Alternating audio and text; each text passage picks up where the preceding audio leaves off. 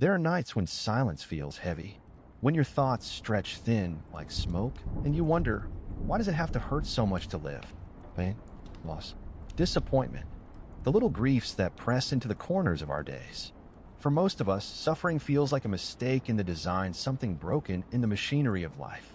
But there was once a man who dared to see it differently, who believed that suffering was not a flaw, but a sacred condition of becoming. His name was Friedrich Nietzsche, a philosopher, a poet, and a solitary soul who gazed so deeply into darkness that he found a kind of strange, radiant light inside it. Tonight, as the world sleeps, we wander through the Night Philosophy of Nietzsche to ask not how to escape pain, but how to make meaning out of it. The young fire, Nietzsche's early years. There are certain souls that seem to be born under a heavy sky, souls whose light is not loud, but flickers quietly, stubbornly, against the wind. Friedrich Nietzsche was one of them. He entered the world on an October morning in 1844, in the small Prussian village of Rocken. The air there was rural and still, a church bell, a dirt road, the faint scent of wheat. His father, Karl Ludwig Nietzsche, was a Lutheran pastor, a man of soft voice and stern devotion. His mother, Franziska, was gentle, dutiful, and raised her children in the shadow of the church steeple. In those early years, Friedrich's world was shaped by hymns and prayers, by the slow rhythm of sermons and candlelight. It was a world that whispered of eternity, but eternity, for a boy who would one day question everything, was already too still. When Friedrich was only 5 years old, his father fell ill, a slow, cruel sickness that stole his mind before it took his life. The little boy, confused and terrified, watched his father's sanity unravel.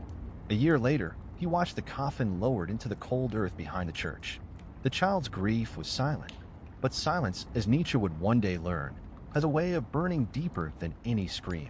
Soon after, his baby brother Joseph also died, and in that small, lonely house, only women remained: his mother, his sister Elizabeth, his grandmother, his 2 aunts.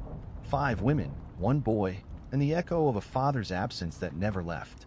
The house became a chapel of memory. Faith lingered in every gesture, but for young Friedrich, faith had already cracked. He could not find his father's face in heaven. He could only feel the void where it used to be.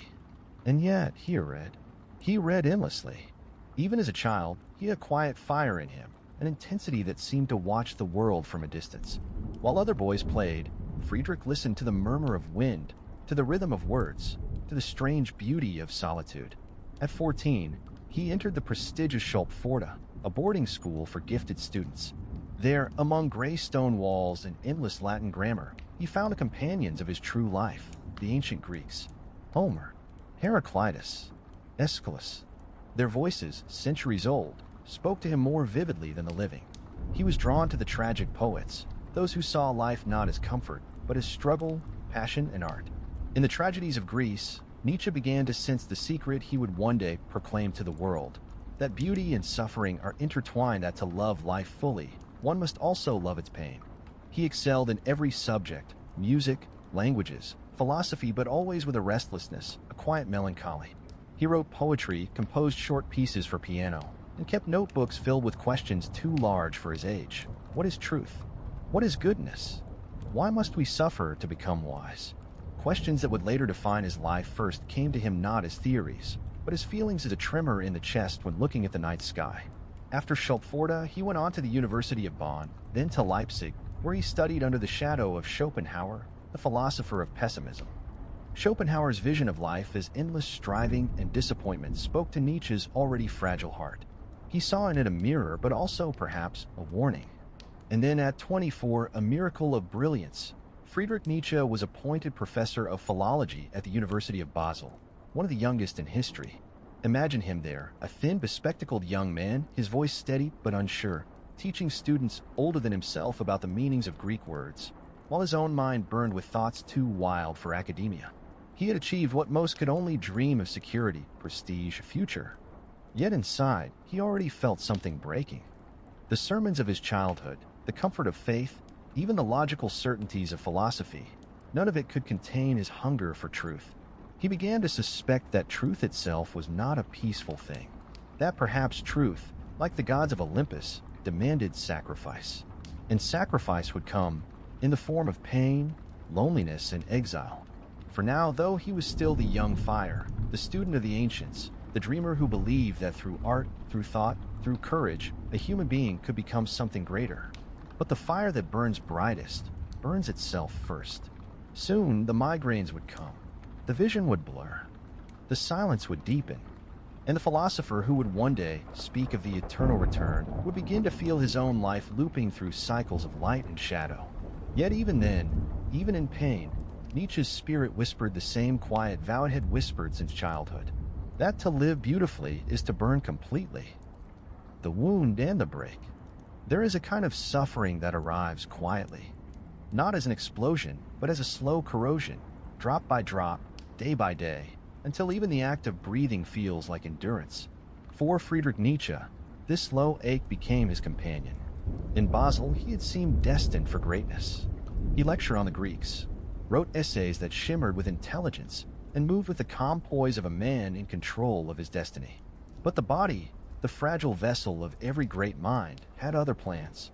It began with headaches, not the kind that come and go, but storms of pain that lasted for days. Then came the dizziness, the nausea, the moments when light itself felt like punishment. Doctors could not explain it. They offered tonics, rest cures, prayers, but the pain remained. His eyesight began to blur, words swam on the page. For a scholar who lived through books, this was not merely illness, it was exile. At 34, he resigned from his professorship. The prodigy of Basel, the youngest ever appointed, walked away from his career, his income, his certainty. He became, as he would later say, a wanderer in a shadow. He spent the next decade drifting across Europe, Switzerland, Italy, France, chasing altitudes and climates that might give his fragile body relief. But the truth was inescapable. His health was collapsing, his friendships were fading, and the faith of his childhood had long since burned to ash. And yet, in the dark space left behind, something extraordinary began to grow.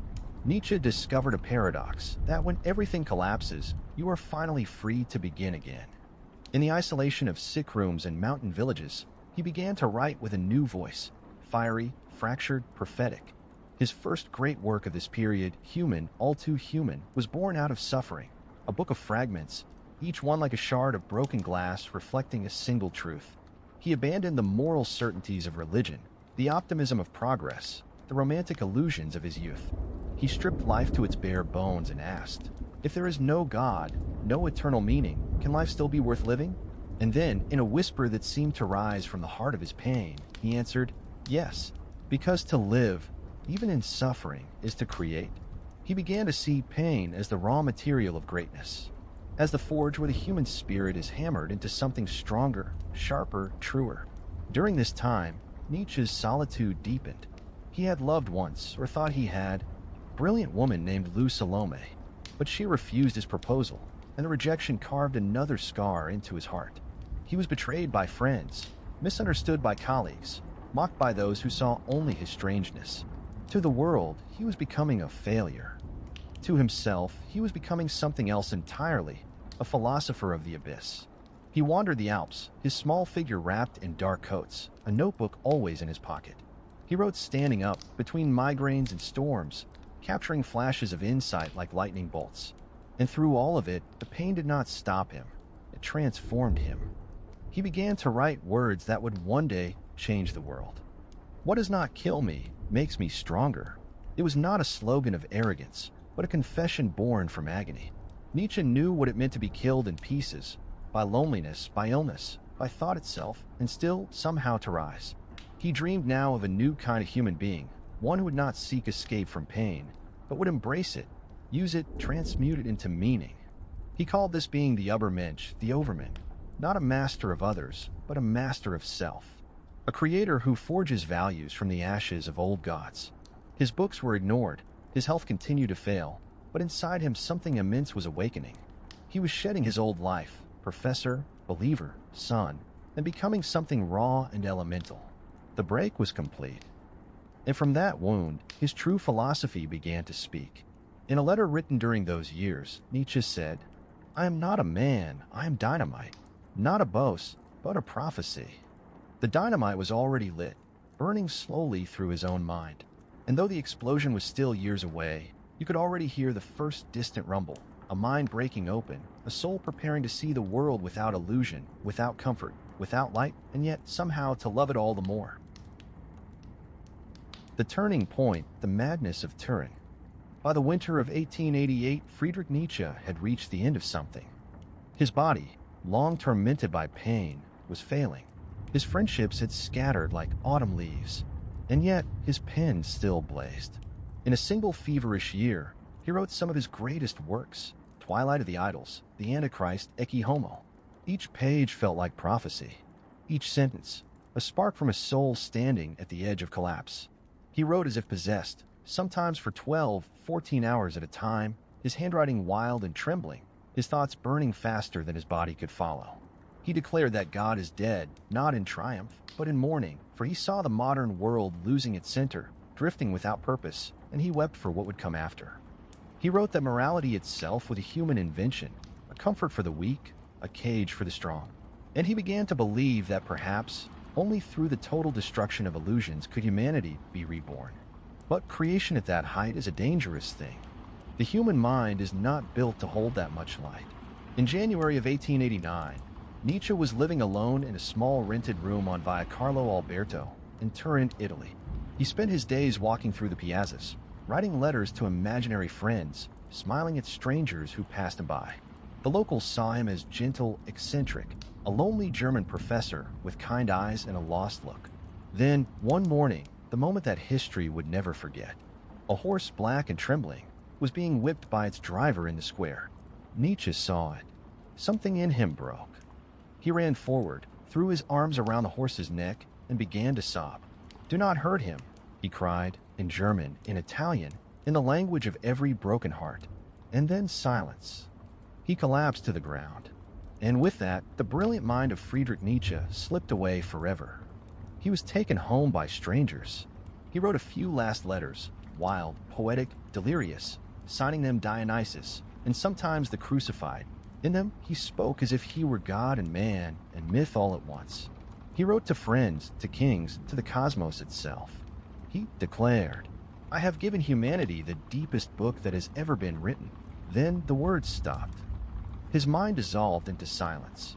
For the next 11 years, Nietzsche would live under the care of his mother and later his sister, Elizabeth.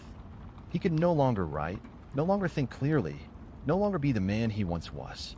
He sat for hours in quiet rooms, sometimes humming a few bars of music, sometimes staring into the distance as if he could still see the mountains of Switzerland through the walls. The philosophers of the future would call this madness, a breakdown, a tragedy. But perhaps it was something else. Nietzsche himself had once written, "One must have chaos in oneself to give birth to a dancing star." What if his mind, unable to bear the chaos, finally dissolved into the very truth he had sought? The truth beyond words, beyond reason, beyond the thin veil we call sanity. It is said that he spent his last lucid moments playing the piano softly in a dim room, his eyes half closed, a faint smile on his lips. When he died in 1900, it was as if an age had ended. But his ideas, his cry for the courage to live without illusions, had already begun to echo across the world. To some, Nietzsche's final collapse is a warning that to stare too long into the abyss is to lose oneself. But to others, it is a strange form of grace. He gave everything, his sanity, his peace, his body, in service of a single question: how much truth can a human being endure? And in that question, he became immortal. Because every time we suffer, every time we break and still choose to live, a small part of Nietzsche lives again. The Night Philosophy. There are philosophies that live in the daylight, built on logic, on clarity, on systems that promise certainty.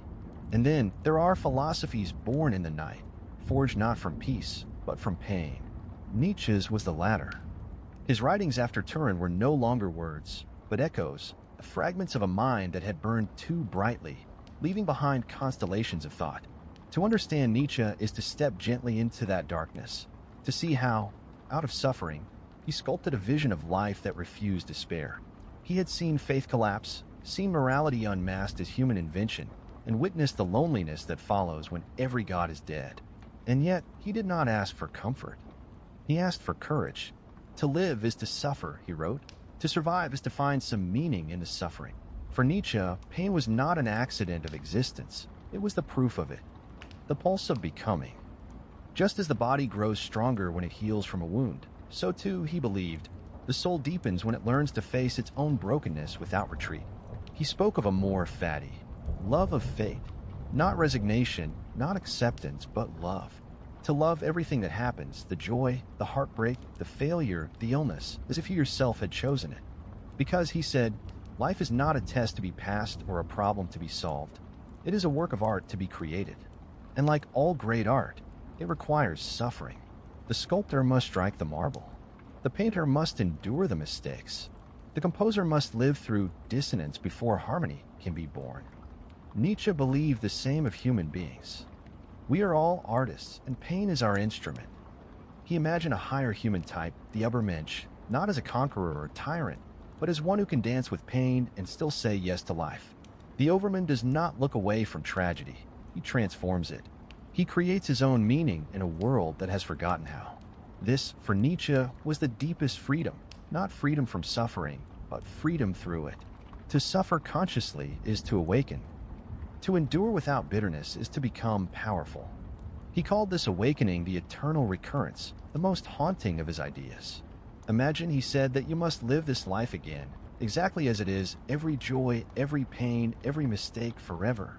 Would you curse existence? Or could you embrace it so completely that even your suffering becomes sacred? It is a terrible, beautiful question. To say yes to that, to desire nothing to be different, to welcome even your darkest moments, is to achieve what Nietzsche called the highest affirmation of life. In that yes, we find peace, not the peace of comfort, but the peace of understanding. The peace that comes when you finally stop fighting the night and learn to listen to it. This is Nietzsche's Night Philosophy. That meaning is not given, it is created. That suffering is not a punishment, but a teacher. That darkness is not the enemy of light, but its cradle. He asks us not to escape pain, but to look at it directly, and through that gaze to find a deeper kind of love. Because love, too, is a form of courage. To love life, even when it hurts, that is what he called the great yes. In the end, Nietzsche's philosophy was not about despair, nor about madness. It was a song, sung by a soul that refused to stop singing, even as the world went dark. He showed us that from the ashes of suffering, we can build not only wisdom, but beauty. And perhaps that is all life asks of us, to turn our pain into art and to keep walking softly through the night. Lessons in the dark. There is a silence that follows every great storm. It is the sound of the world remembering itself.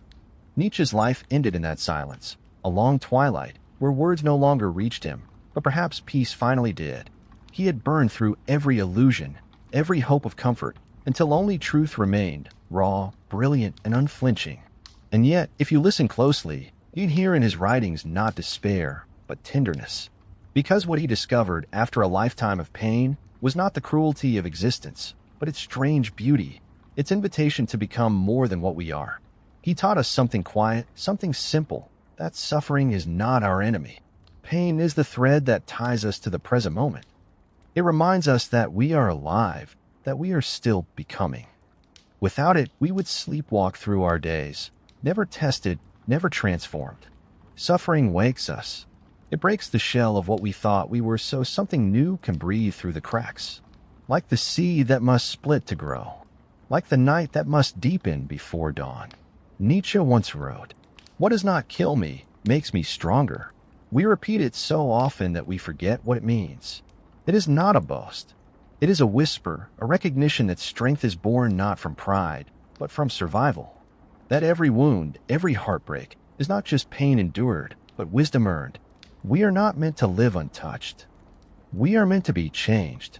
That is the quiet lesson of Nietzsche's Night Philosophy, that in the furnace of suffering, we are refined, not destroyed.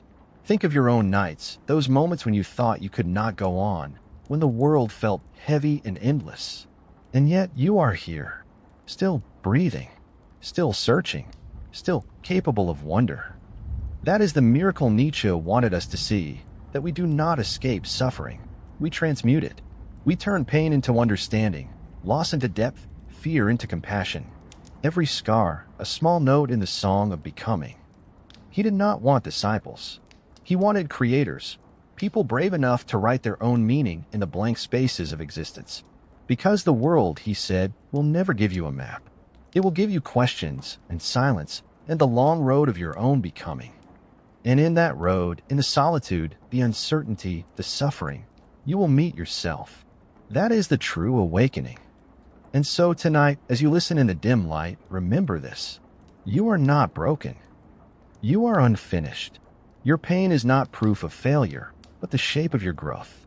The night you walk through is not empty. It is full of unseen stars. If you sit quietly long enough, you will feel them, the small warmth of meaning slowly forming in your chest. That warmth is life saying to you, as Nietzsche once said to himself, yes, yes, even to this. So sleep now, not as an escape from the world, but as a return to it. Let the darkness hold you, not as a prison, but as a womb where something new begins. For out of every night, no matter how long, the dawn still comes. And when it does, you will wake, not the same, but truer and quietly stronger. Because that, dear listener, is what it means to suffer beautifully. The echo of eternity. Somewhere in the quiet folds of time, a man once walked beneath the alpine stars, alone, fragile, and yet burning with the fire of 1,000 suns. His name was Friedrich Nietzsche. History remembers him as a madman, a prophet, a destroyer of gods. But perhaps he was something gentler, a dreamer who could not stop hearing the echo of eternity. There are souls that live only once, content to pass through life quietly, untouched by great questions. And then there are souls like Nietzsche's, too awake, too alive, to ever find rest in ordinary comfort. He felt existence as if it were music, each note a heartbeat, each silence a revelation. When he looked into the abyss, he did not see despair. He saw infinity, and perhaps that is what broke him, to feel eternity inside a mortal frame. The echo of eternity, that was what Nietzsche tried to translate into words. Not to worship it, but to understand it. To ask, if life repeats forever, then how should we live it? He did not mean it as a theory, but as a test of love. If you were asked to live this same life again and again, every moment, every pain, every joy, would you say yes? Could you bless even your suffering? Because in that yes, in that unbroken affirmation, you meet eternity not as punishment, but as home. Nietzsche's echo still moves through us, in every artist who creates from chaos, in every soul who chooses to heal, in every person who, standing in the ruins of their past, still whispers, I will love again. That is his immortality. Not in books or statues, but in courage, in the small, quiet acts of humans who dare to begin again. The echo of eternity is not out there, in the stars. It is here, in your heartbeat, in the pulse of your will to live despite everything. Sometimes, when you walk alone at night, you might feel that same vastness, the strange, beautiful ache of being alive. That is the moment Nietzsche wanted you to hold. Don't run from it. Don't rush to fill it. Just stand there, in the stillness, and listen. You will hear it, the echo of eternity, the soft voice saying, you are a part of everything that was, everything that is, and everything that will be.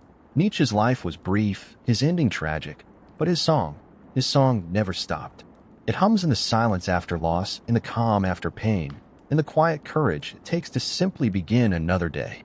That is the eternal recurrence, not the repetition of events, but the return of meaning, the renewal of the soul. To live again, to love again, to say yes again. And maybe that's all eternity ever wanted. Not worship, not fear, but recognition. To be seen, to be felt. And in that moment, as you listen now, with your breath soft and your eyes heavy, you are part of that eternity. You are the echo. You are the silence that follows. You are the song continuing still. The gentle return. Morning always comes, not suddenly, but gently.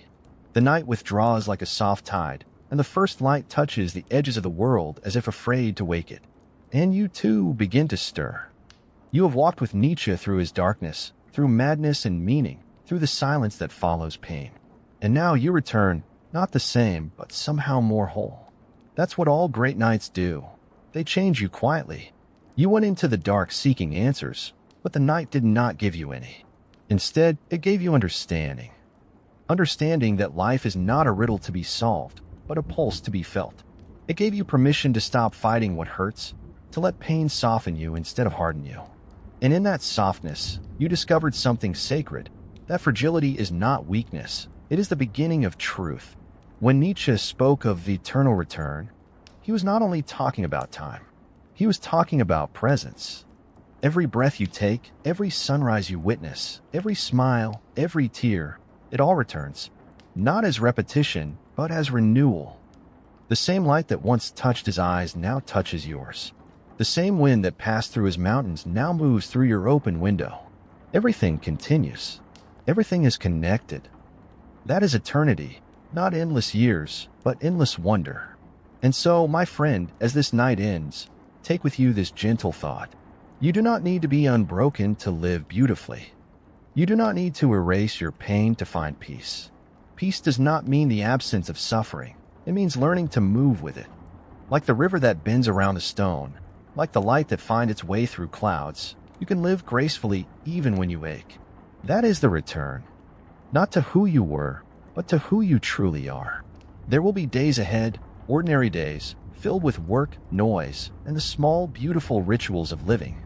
And yet somewhere inside you, the night remains, not as a shadow, but as a quiet strength. When you stumble again, and you will, remember the words whispered in darkness. Amor fati, love your fate. Love what happens, even when it hurts. Because love is the only way to turn pain into light. You are part of the same story now. The long, slow story of humankind learning how to live through sorrow and still sing. That song continues through you. Each act of kindness, each moment of courage, each time you choose to stay, you add to it. You become another echo in Nietzsche's eternity, a gentle human note in the vast, mysterious symphony of being. And when you close your eyes tonight, let all these words fade. You don't have to remember them. Just rest. Just breathe. The world will hold you, as it always has, tenderly, without demand. And somewhere, in the quiet beyond thought, you will hear it, the same ancient whisper that began this story. To live is to suffer. To survive is to find meaning in the suffering. But to love it all, is to be free. Sleep well, dear listener. Tomorrow awaits, and the gentle return has already begun. Lessons for our modern hearts. The world has changed, but the ache inside the human heart, that hasn't. We build towers that touch the sky. We hold the world in our hands through tiny screens, and yet some nights we still feel unbearably alone. We have more comfort than Nietzsche ever knew, and yet our souls are still restless, haunted by the same questions he once whispered into the dark. Who am I? Why must I suffer? And how do I make peace with the chaos of being alive? Nietzsche's world was quieter, but his pain was not so different from ours. He too lived in an age of noise, not the hum of machines, but the clamor of collapsing certainties, the sound of old beliefs falling away. And what he discovered in that silence was something eternal. That even when everything outside you changes, the task of being human remains the same.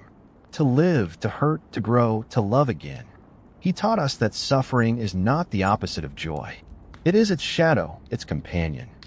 You cannot feel one without touching the other. We run from pain. We hide it, numb it, scroll past it, deny it. But what if we simply sat with it, the way Nietzsche did, alone, with trembling hands and an open soul? What if, instead of asking, why me, we asked, what is life trying to teach me through this? There, in the quiet acceptance of the question, meaning begins. In our modern hearts, we carry too much, too many expectations, too many comparisons, too many silent fears. But pain, real pain, cuts through the noise. It brings us back to what is essential. When you lose something you love, you see what truly matters. When you fail, you remember that you are human. When you suffer, you learn how to love others who do. Suffering makes us soft again, and in that softness, we remember our shared humanity. That is Nietzsche's true legacy. Not despair, but tenderness. He once asked us to imagine living this same life again and again. Every mistake, every heartbreak, every moment of laughter and grace. Would you curse it? Or would you say yes? In that yes lies the deepest kind of peace. To say yes to the ordinary, to the flawed, to the uncertain, is to become free. Because once you stop needing life to be perfect, you can finally begin to live it. Our world tells us to be strong, but maybe strength isn't about resistance. Maybe it's about surrender, not in defeat, but in trust. To open your hands, to stop controlling, to allow the river of life to carry you forward. That is strength. And when you can do that, even for a moment, you begin to feel what Nietzsche felt in his final silence. Not madness, but peace. The peace of one who has looked into the abyss and found not horror, but truth. That life is fragile, and therefore sacred. So as this night fades, and you return to your world, with its screens, its worries, its noise, carry this with you.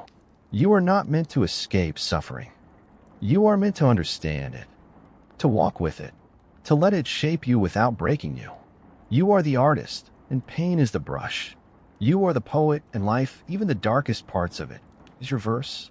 So rest now, modern soul. You have survived another night. The dawn is waiting, and it will not ask you to be perfect, only present. You have suffered, and you have learned. And that is enough. That is always enough. The soft flame. There is a kind of light that does not blind. It does not burn, nor shout, nor demand to be seen. It is the kind of light that waits. The one that trembles quietly inside a heart that has suffered and survived. This is the soft flame. It does not ask for attention. It simply exists, gentle, persistent, like a secret prayer whispered to the night. For Nietzsche, the flame never died. Even when his mind began to fade, when his body turned against him, something in him kept burning, not brilliance, not clarity, but presence. A still, unwavering glow that refused to go out. Maybe that's what truth is, an end, not an answer, but an ember. A small trembling warmth you keep alive through the long cold hours, without knowing why, except it feels right to do so. We often think wisdom is thunder. That enlightenment comes with fireworks and revelation. But the deepest wisdom, the kind that heals, arrives quietly. It does not crash into your life. It seeps in, through silence, through grief, through nights when you thought no one saw you. And then one morning, you wake up and realize the world hasn't changed. But you have. You look at the same sky, the same pain, the same uncertainty, and it no longer terrifies you. Because now, you carry the flame within. The soft flame is not about triumph. It is about tenderness. It's the quiet courage to keep showing up, even when nothing makes sense. It's the small act of kindness you give when you have nothing left. It's forgiveness whispered to the past that can't be changed. It's laughter shared through tears, because you finally understand that life is both, and always will be. Nietzsche called it the yes to life, but maybe it is even simpler than that. Maybe it's just the soft flame of still caring, of not closing your heart when the world grows cold. That is the truest strength, not the fire that conquers, but the fire that stays. So tonight, as this story fades into silence, remember this. You are not alone in your night. You are one of many souls carrying a small light through the same dark forest. You may not see each other, but you are walking together. In every act of love, every breath of kindness, every moment of honesty is another flame joining yours, until the darkness itself glows. So rest now, keeper of the soft flame. Let the world spin. Let the night pass. You have done enough. You have understood enough. You have burned enough. And still you shine. A whisper before sleep. It's time to rest now. You've walked through the night of another soul, through Nietzsche's pain, his silence, his strange, beautiful light. And in some quiet way, you've also walked through your own. Because these stories, they were never only about the past. They were always about you. About the parts of you that still ache, the parts that still hope, the parts that still whisper when the world has gone to sleep. The night does not ask you to be brave.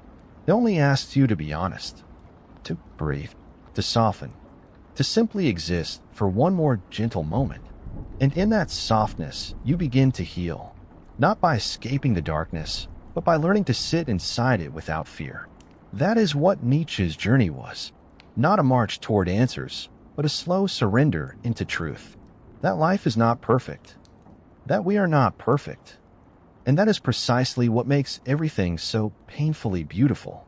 So tonight, as you close your eyes, remember, you are part of a long story. The same stars that watched over Nietzsche now watch over you. The same silence that comforted him is here, waiting for you too. Let it hold you. Let it forgive you. Let it remind you that your pain, your doubt, your tenderness, they all belong to this vast, trembling miracle we call life. So sleep now, traveler of thought, keeper of the soft flame. You've carried enough for one night. Let the world drift, let time slow, let meaning rest. You are safe here. You are enough here. And when morning comes, rise gently. Carry the flame forward. Speak softly. Think deeply. Love bravely.